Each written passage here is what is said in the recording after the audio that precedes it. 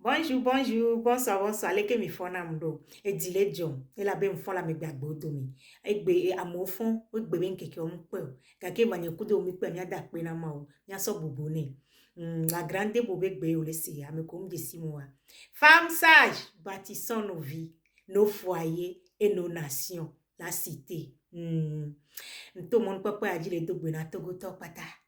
Togo vire, que la fire, que le hihe kone amea. Ndogbe na o. Ndogbe na mebe jume gan, mebe jume fio. Ndogbe na mi. Keke. Yemi le wana di mpo na mpo kuna do. Amenyenye nti. Deko la jesi do kodo. Leke o la trok gbigbo. A jido ko. A jesi do ko. A to agbe a jido wa. Ebe nya emule hevano gasia gami. No jesi do ko wa. Gome do kwe wa. Ela like. No jesi do ko wa. Ola nya moko la to wa. No jesi do ko. O magbono buffon no view. O magbono save view. O ma nende wo wa. La nya mkele wo wa. Ele vivere bi a jesi do ko. Pona po kuna do. Mariage kudo divorce. Ebe gome do kwe ya. Ma kwe no ma koken no. Mnyabo nye. Dake vola kla de le bonye la sok pito wa. Obena de no to te mu kpakpla ano te mu fian. E ya mia no kpla kaka sona miebe kugbe. Alo game sona miebe tai yo mea.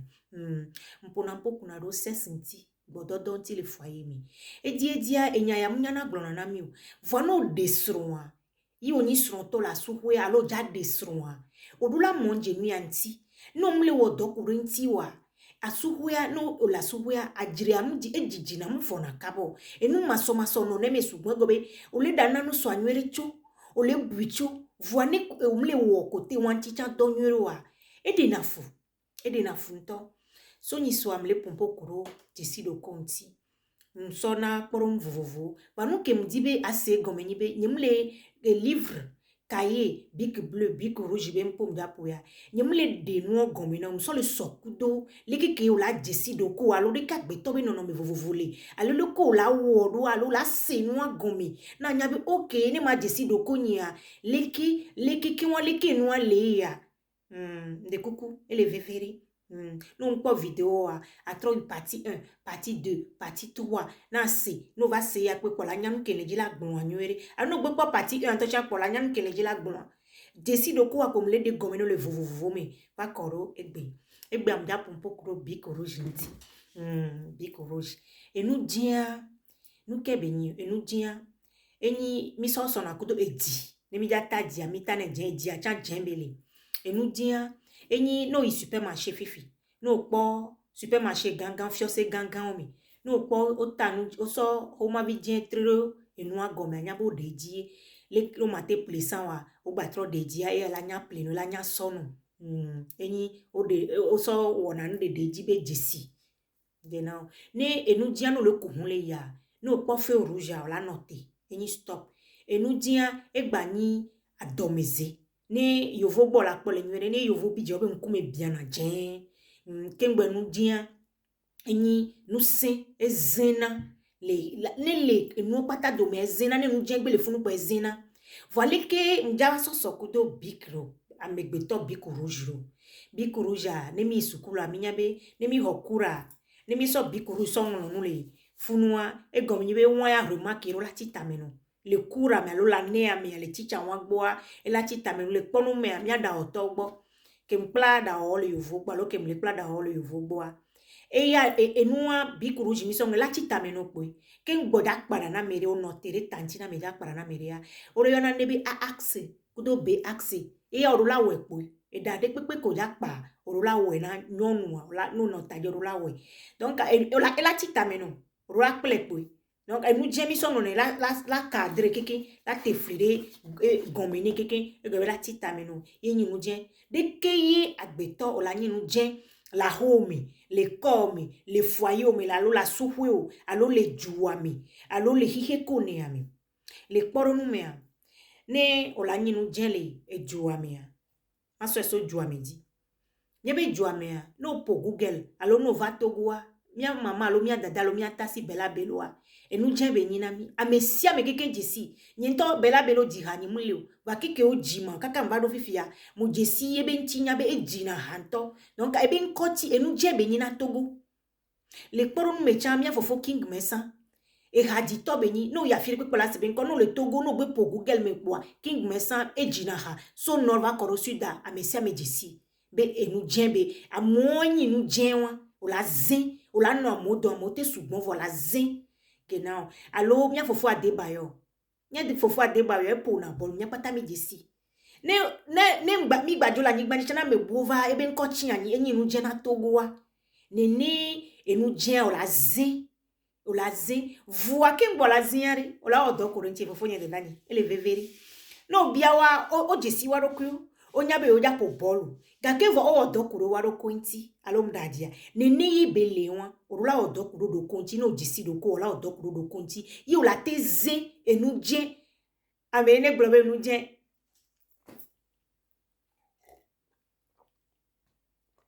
donc ale poro nu me le hihe ko ne amea ameko nyinu jen no isukulu vire alongba isukulu chale enume ola se John Fitzgerald Kennedy America be president be niva in America gake voa o sobe nko so donné à aéroport enu je be nyina America ele America be histoire mi alo Socrate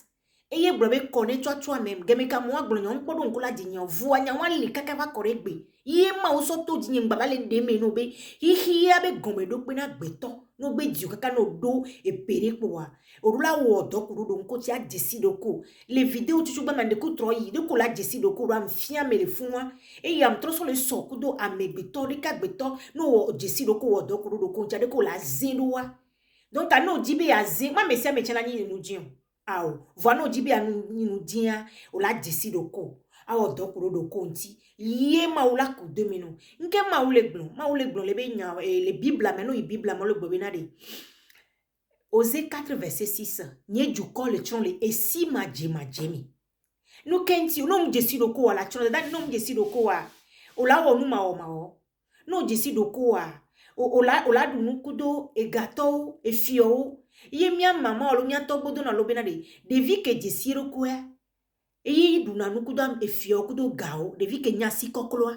e du na nu kudo e fio kudo gao nu ko le jila gbon le funu no jesi do ko wa ola ifiko mate yiwa alu la wo mu ka mu mate amu ma busebo la te wa ne be no na wa donc amia be gombe do pe ya enyi jesi do ko no gbe hu o gbe ojio yo va do epere o do puberté alo do enu nya le jasi o po alo 18 ans alo pe ame wenyi e pe ame we adin tutakuda o do la nya enu ke ye o le dia enu ke yo mle diwa enu ko la va wo kudo nu ko ma va wo wa ele vevere de danye fofoni enya le vivira mere ande kuku do to na senya na mnwere ele vevere ya jisi nya roku nkare dibe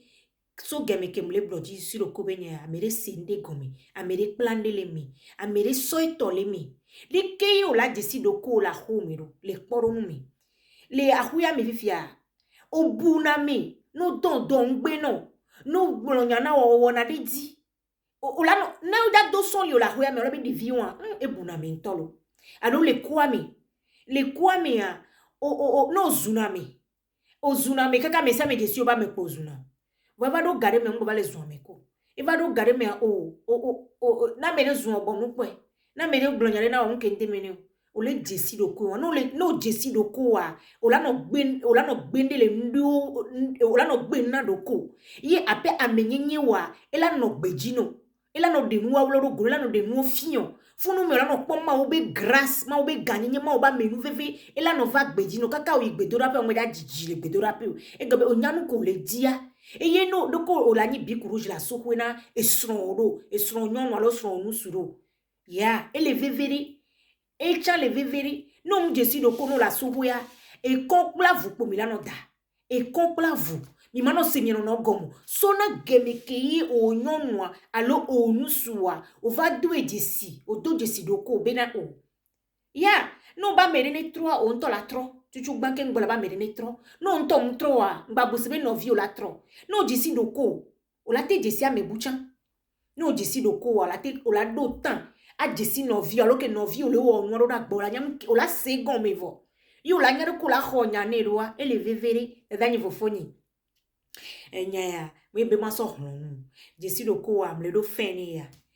nye ngbaja ve dikio ye encourage bena ose jesi doko wa be nyao mi agba yinu boji lon to be nya lon to ba zan gbona mi agba planu le wan chami